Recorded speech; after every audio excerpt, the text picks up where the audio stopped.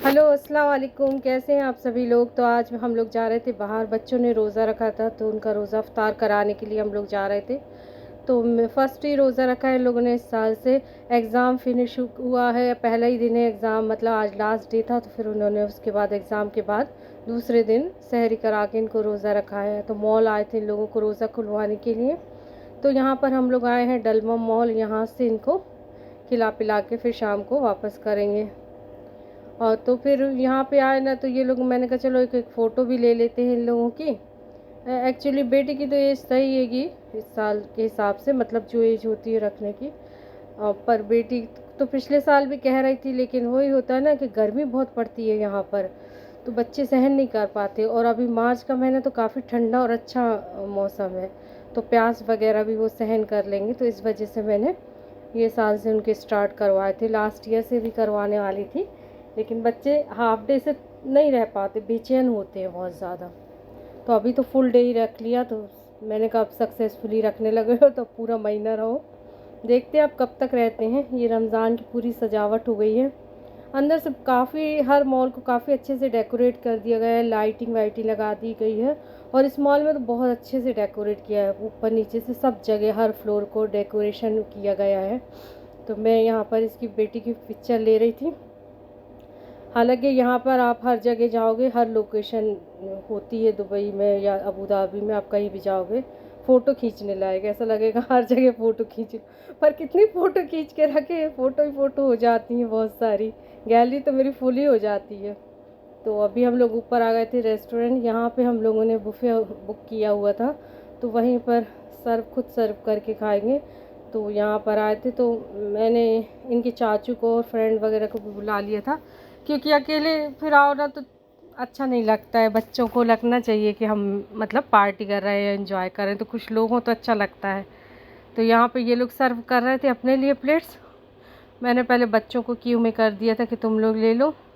क्या हुआ था, जैसे ही क्यू में लगे थे ना, और सर्विंग से पहले ही अजान हो गई थी, तो अजान हो चुकी थी यहाँ पर, और हम लोगों ने अपनी प्लेट लगाई नहीं थी। तो मैंने कहा बच्चों से अपनी प्लेट लगा के तुम लोग टेबल पे जाओ और मैं अपनी लगा कर आती हूँ। तो ये लोगों को मैं बोल रही थी, तो ये अपने सर्व करने में लगे हुए थे। फिर हम लोगों ने यहाँ पर थोड़ा थोड़ा सा रोज़ा खोलने के लिए मैंने कहा ले लो, फिर बाद में सर्व कर लेना। तो इन लोगों ने समोसा लिया था और जूस वगैरह ले लिए थे और रोल, और थोड़ा सा फ्रूट्स में वाटरमेलन ले लिया था।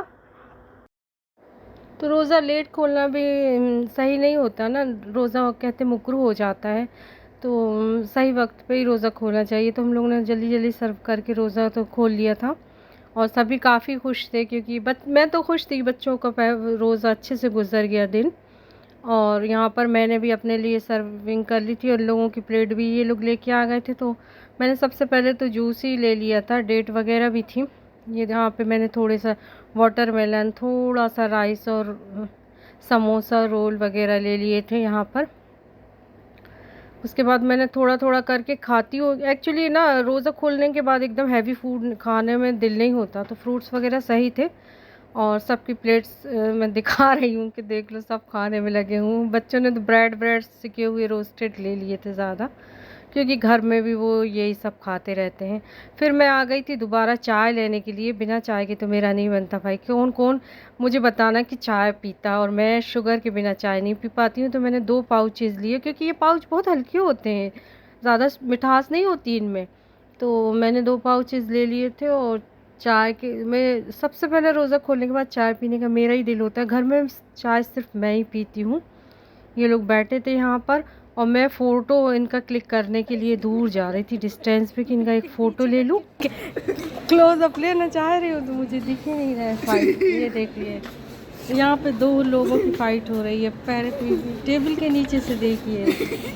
अब देखते हैं कि कौन विन होता है।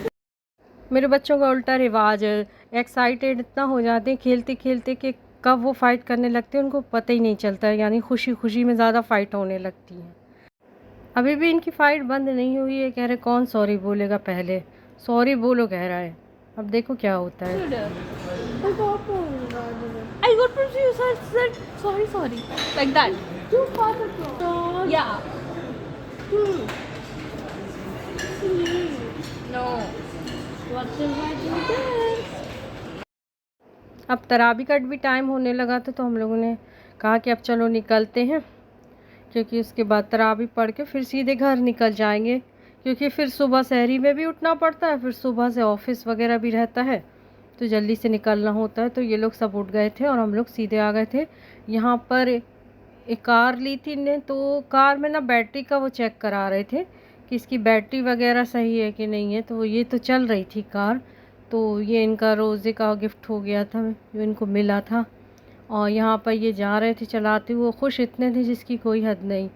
एक्चुअली बहुत दिनों से मुझे टॉयज़ का फरमाइश कर रहा था, लेकिन अब इस उम्र के बच्चे के लिए टॉयज़ समझ में नहीं आता क्या दूँ, साइकिल दूँ कि गाड़ी दूँ मतलब छोटे टॉयज़ की भी एज नहीं रहती है और बड़े चीज़ें भी नहीं संभाल पाते। तो इस उम्र का खिलौना ना ऐसा होना चाहिए जो एज के हिसाब से चले। छोटे बच्चे तो है नहीं, क्योंकि कुछ भी पीपा वाले छोटे छोटे से जो आते हैं बैटरी वाले टॉयज़ वो पकड़ा दो। फिर भी उसको कार तो पसंद थी, तो खैर वो यूज़ कर रहा था इसको, और खुश भी बहुत था। वो चला के उसने मॉल में ही चलाना स्टार्ट कर दिया था। और यहाँ पर सब ये डेकोरेशन देखते हुए हम लोग फिर बाहर आ गए थे।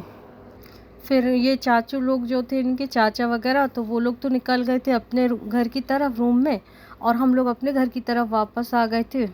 अब सहरी का जाके देखना पड़ेगा क्या है। वैसे तो मैं चाय बना के जो भी होगा टोस्ट ब्रेड वगैरह उसी से सहरी कर लूँगी, फिर देखते हैं क्या होता है। चलिए, तो फिर आप बताइएगा आपको ये ब्लॉग कैसा लगा है ना, और दुआ में याद रखिए। अल्लाह हाफिज़।